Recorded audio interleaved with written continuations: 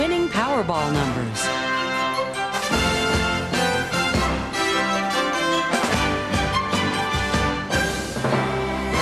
Proud to serve the heart of the Midwest. This is the hometown team, WCCO 4 News.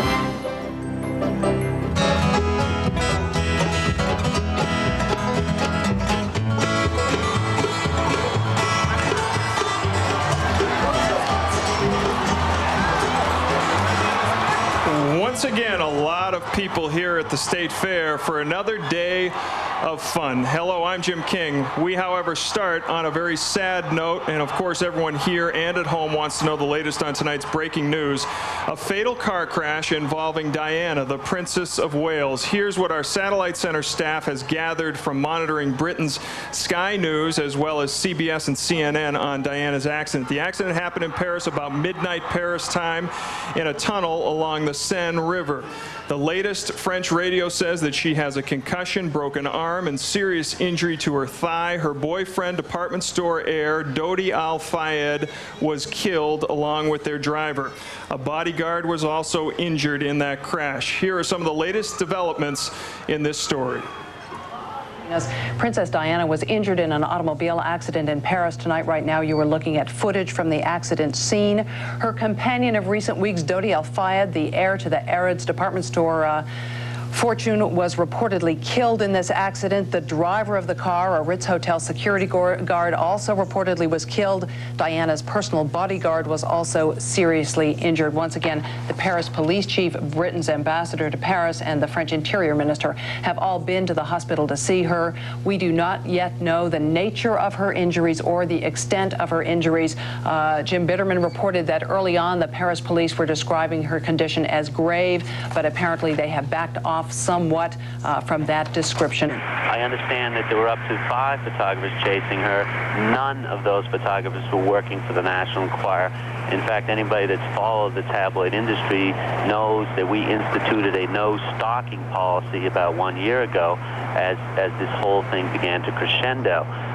You know, if you look at the past year, this senseless tragedy was waiting to happen. Paparazzis have gone over the top, and this obviously is a totally senseless tragedy. Just a few weeks ago, when this romance was first came to the surface, there was a huge feeding frenzy for the first picture of a kiss. The tabloids were bidding. The bidding war went up to close to $1 million for a number of pictures of Princess Diana and Dodi Al-Fayed on a Mediterranean yacht, embracing and kissing. So the frenzy has been completely out of control here. Tabloids have been running pictures non-stop of the couple. So clearly the desire to get that picture, the pressure has been incredible, and the reward enormous. Obviously, a compilation of reports in that last excerpt from Siobhan Darrow, CNN's correspondent in London. Of course, we'll continue to follow the story as it develops throughout the evening. You can tune in at 10 o'clock tomorrow morning for WCCO Sunday Morning for the latest. Now, just to recap, Princess Diana critically injured in a car accident tonight in Paris.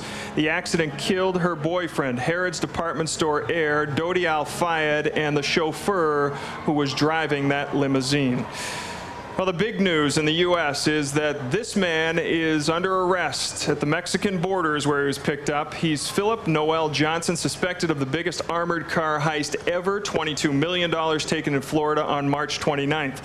Loomis and Wells and Fargo had offered a $500,000 reward. The twist, he was coming into Texas from Mexico.